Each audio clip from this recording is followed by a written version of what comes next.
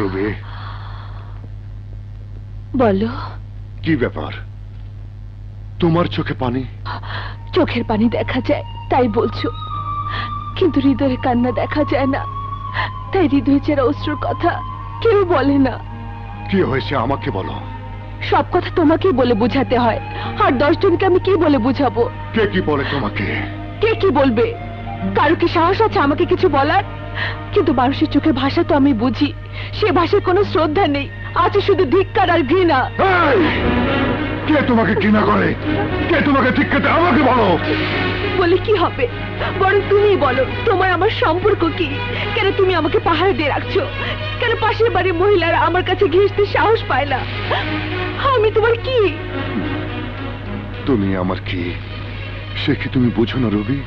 বুঝি, কেন বুঝবো না? আমি